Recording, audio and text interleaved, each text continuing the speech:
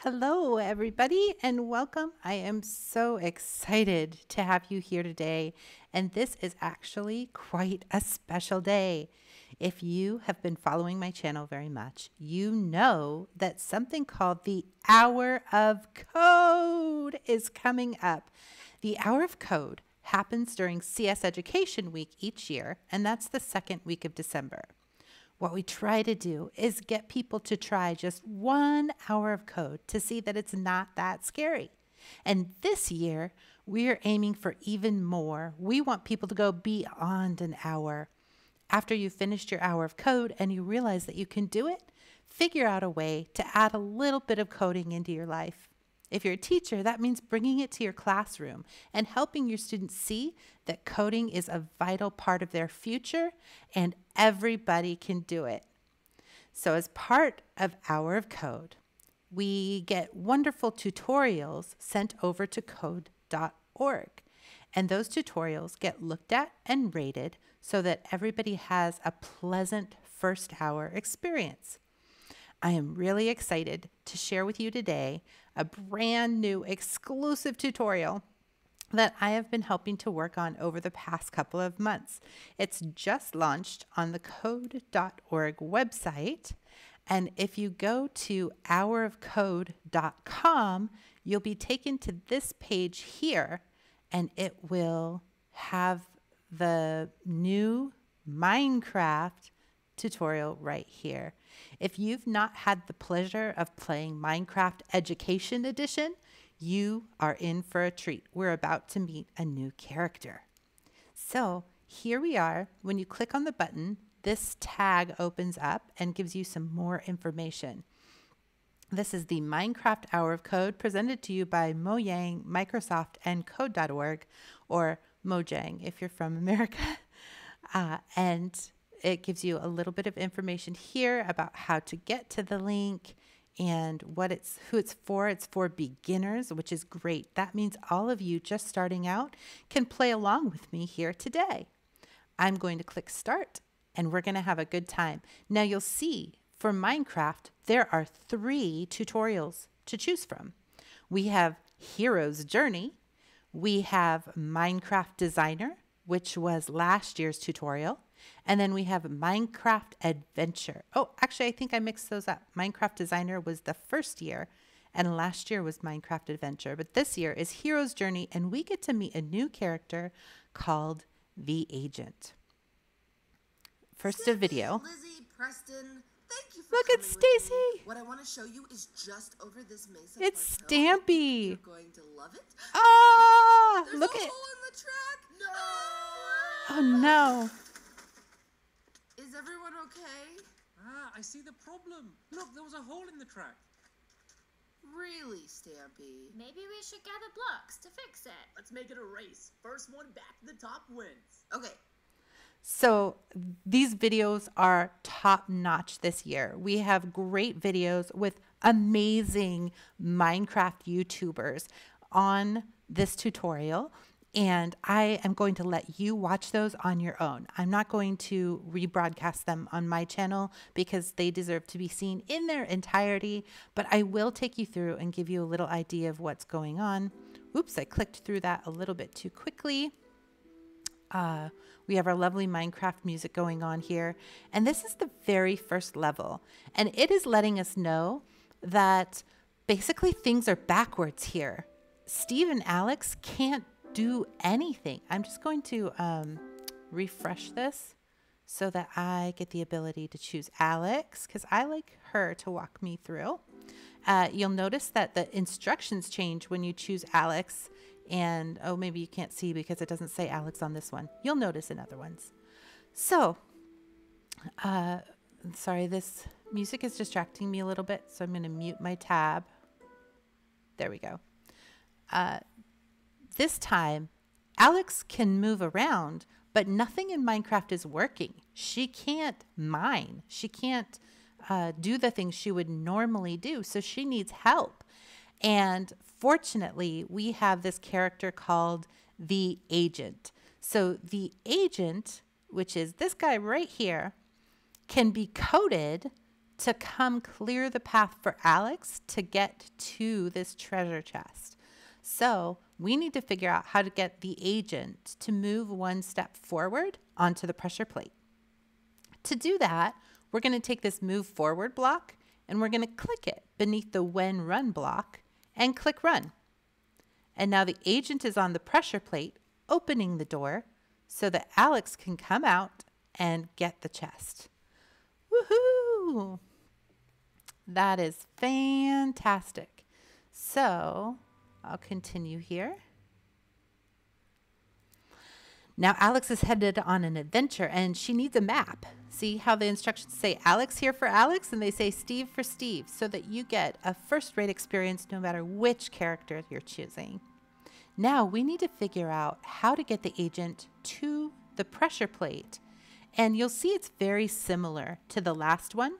The difference being that he has to move, or the agent, which is an it, not necessarily a he, but you'll catch me saying he a lot.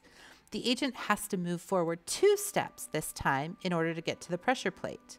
Now, this is an interesting thing. If you know much about Redstone, if you can see that this pressure plate leads directly to this door, which has the map behind it, no problem. But if you look over here, there's another pressure plate that has redstone to 2 doors. So if we can get the agent over here, then we can open both doors and get the diamond and the map. That uses a little bit more than what we have access to, or what I guess they suppose we will have learned by this point. So I'm going to save it and let you do this in your run through a second time through. For now, I'm just going to move forward 2 times and get to that pressure plate so that Alex can get to the map.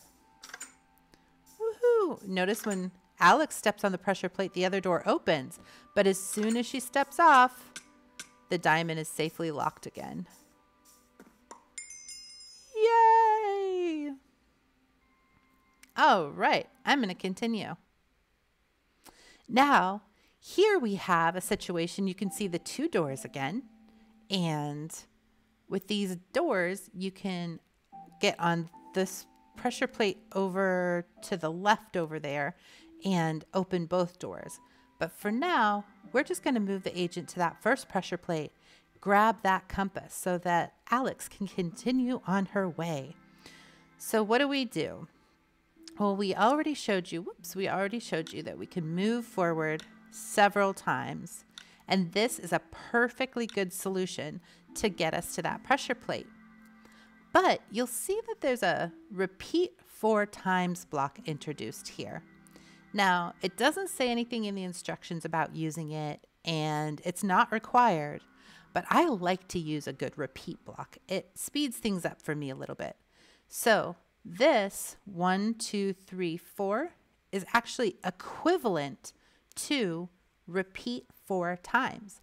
That means I can trash this whole chunk of code and replace it with just these 2 blocks. So now when I run the code, the agent gets to the pressure plate and I can go through and get to the compass. Yee-haw! All right, another video. Aww. I wonder what Stacy is up to. Oh, again, I'm going to pass through the video. I'm going to let you guys watch that on your own. So here we are. We're at a very interesting place.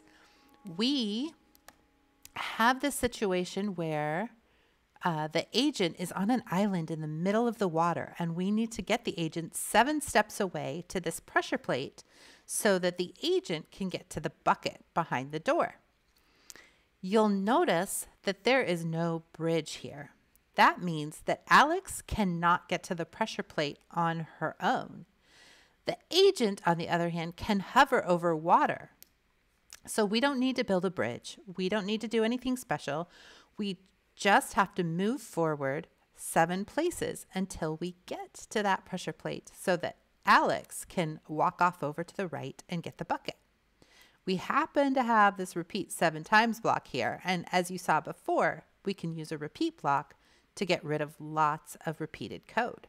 So I'm going to say repeat 7 times, move forward, and you'll notice the agent hover right over the water, get to the pressure plate for me so that I can bonk into lots of trees, apparently, and the wall. Can you imagine if you walked like that in real life?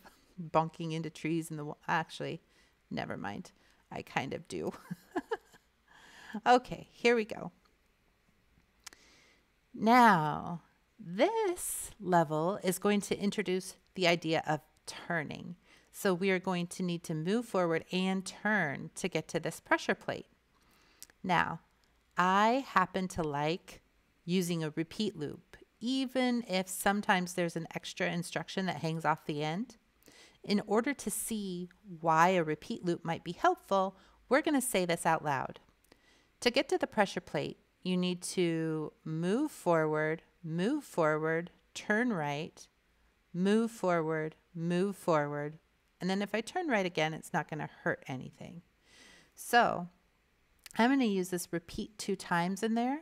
I'm going to move forward, and turn right. And then I'm going to click run. Awesome.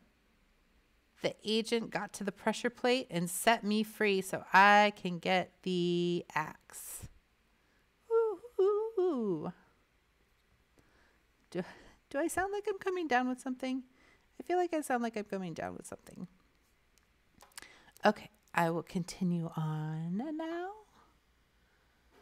And here we have a bridge that's out. We need to cross this bridge and get to the shovel. Well, we've already learned how to use our loop. So the agent could just move forward, and get to the other side. But the agent can't pick anything up. So the agent can't get to the shovel. We actually need to create a bridge for Alex. And we are going to do that by putting more than one block inside of the repeat loop. Now you'll see this says repeat 2 times. We're going to see if that's correct after we get this coded. So we're going to move forward and then we need to build a bridge, and we can build a bridge with these oak planks. So we will move forward, place an oak plank, move forward, place an oak plank. Is that enough? No, that's not enough. It's going to leave a hole for Alex to fall right into. So we're going to need to do this 3 times. And I'm going to go ahead and run that. Woo-hoo. Now, here's something interesting that you might like to know. Steve and Alex can go right through the agent. Fun, right? So you don't need to move the agent out of the way before you go get the shovel. Okay, the next puzzle is very, very similar. So I'm going to let you do this one on your own. Here we are at 8. Ooh.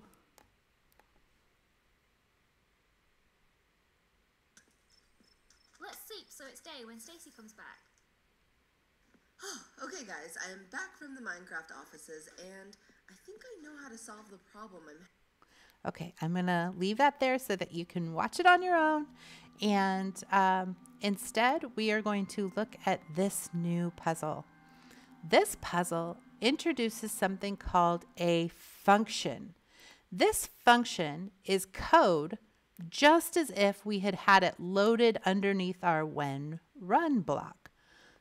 But the difference is that we have set it aside and given it its own name. Build bridge. That means that whenever we want to use this exact chunk of code, if we want to use it more than one time, like a loop, we can call that loop by name with build bridge. Now the difference between a function and a loop is when you're doing a loop like we did earlier, you have to use it all at one time. You can use it once, you could use it 7 times, but you have to do it all in a row. With a function, you can do stuff in between. So you could use it once, do some other stuff, and then use it again. And all you have to do is call it by name, and you can use it as many times as you need to in your program. In this program, in order to build your bridge, let's see, this has us move forward, place a plank, move forward, place a plank, move forward, and turn. So that's going to have us move forward. Now, I don't think you can see my mouse, so maybe it's not really helpful for me to do this. But if we move forward twice and place planks, that only gets us to this first torch straight ahead. We still need to, after the function has us turn, we still need to get across the other set of water to the second torch. That means that we're going to have to call build bridge 2 times. Now, that means that we are going to run this build bridge code 2 full times. Let's see what happens. Doop boop boo. Boop ba doop boo. There you go, little agent. There you go. Woohoo! Okay, so now that we've done that, we can move Alex, pick up the redstone torch. Yay! And continue on. So hopefully that gave you a good understanding of what this function code does and how you can use that function and then do something else in between and then use the function again as many times as you need to. And I am going to now turn the rest of this over to you. I'm going to let you learn how to combine your functions to solve these amazing puzzles. And before I let you go, I am going to give you one, oh my goodness, gasps. This gets tricky. I'm going to warn you, it's going to take some persistence and you might get a little bit frustrated, but I will give you a hint. On level 10, right here, you're facing straight ahead and you're trying to get to the flint and steel. But these blocks here in the middle cannot be broken. That means even if you run this code straight ahead, you won't be able to get to the flint and steel. You need to turn either left or right and follow these tracks. You've got to follow and repair these tracks to get where you want to go. If you go left, you get immediately to the flint and steel. If you go right, you open up the path to the diamond as well as the flint and steel. So I have had a lot of fun with you here today. I have enjoyed playing some Minecraft with you, and I hope that you enjoyed playing it with me too. I'd really love for you to give it a try, but even after you go through and you solve all of the puzzles, I'd love to see you go through and solve them again, getting each diamond along the way. I hope you had a great time. Let me know in the comments below whether you like this Minecraft Hour of Code better or whether you preferred last year or the year before. Let me know what you like about it, and we'll see what we can do. Thank you so much. I've had a great time with you here today. Happy coding!